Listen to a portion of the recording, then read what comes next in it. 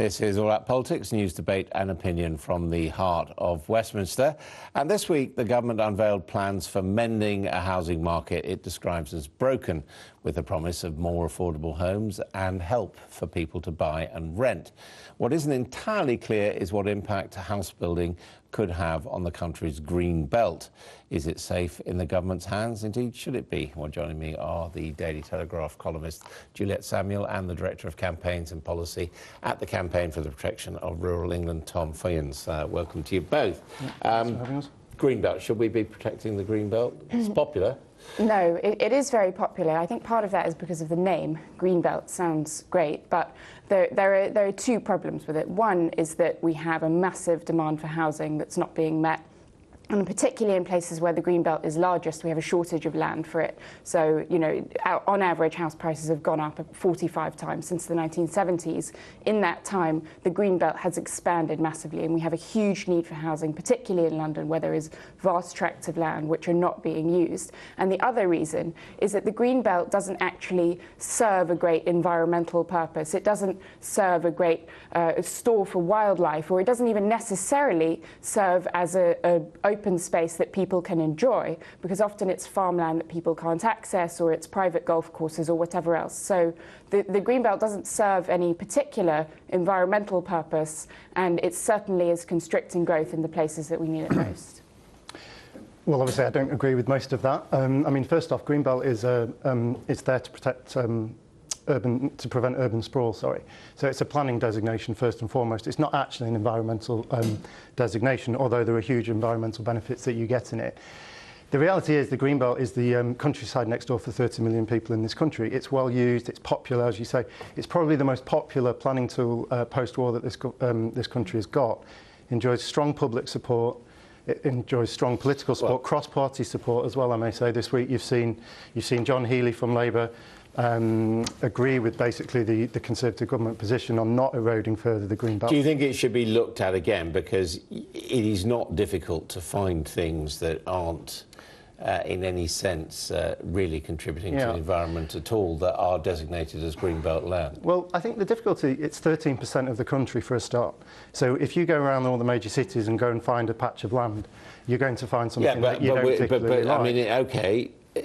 No one's saying concrete over all the green belt, I don't think, no. Except perhaps Nick Bowles. But I mean, other than that, you know, possibly there is 2 or 3% of it that could be looked at again, particularly in key areas. I mean, here's one proposal here that it says that this is an expert on regeneration saying that liberalising 60% of the green belt that lies within 2 kilometres of a railway station could create land for 2 million homes. OK, so one of the other purposes of the green belt is to encourage regeneration, urban regeneration. That's what it's there for. Yeah, but that is urban regeneration. That's already... Well, it's not necessarily if it's in the green belt. It's there to encourage regeneration, build the houses in the places where you actually need them to be. And environmentally, it is used, it is valuable. We see a very high percentage of country parks, nature reserves. I mean, I use the green belt every weekend. Lots of families do. They go out there with their children. It's a very valuable resource. It's something we should be really proud of in this country, not try and run it down. Are you advocating building over all the green belt? No, no one is advocating getting rid of very valuable wildlife parks or places like Windsor Great Park, you know, that have nature reserves in them or that have nature in them.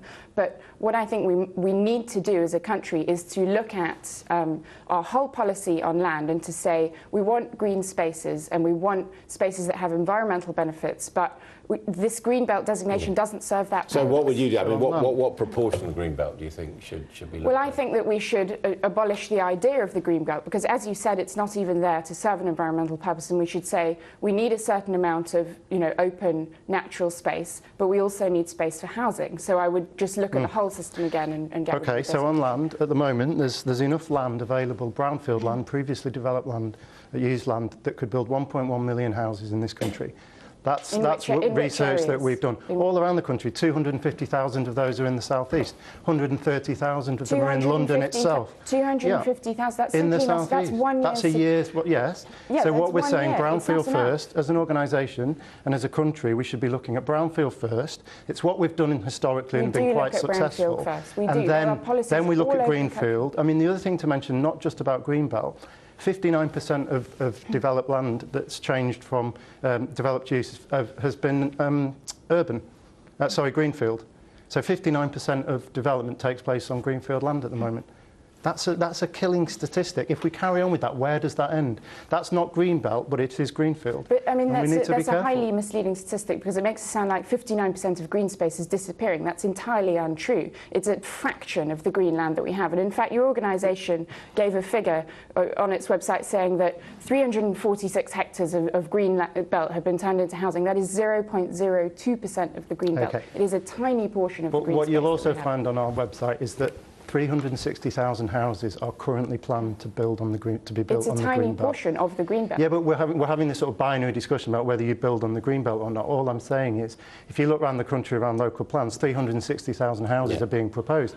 It's not. We're not kind of, die hard here. We're just saying, do we want to protect the countryside that most people use around our urban areas? I mean, the problem that you've got is that 62% of people who live in towns, in surveys, say that they want to preserve the green belt, and everyone knows what they're worried about, which is the thin end of the wedge and bad planning, frankly, of which there, evidence everywhere of stupid planning decisions being taken. People do worry that it will be the nice, juicy bits of land that would be built on, not necessarily the rubbish, semi-derelict areas. Yeah, I mean, that definitely is perceptions are definitely a problem, and people get very worried about it, partly because of very misleading campaigns. But I think that maybe part of the way you could get around that is there is a lot of bad planning decisions. There are, and there are badly designed developments as well. But you could, before you do anything to the green belt, sort of additionally protect the areas that are most valuable, that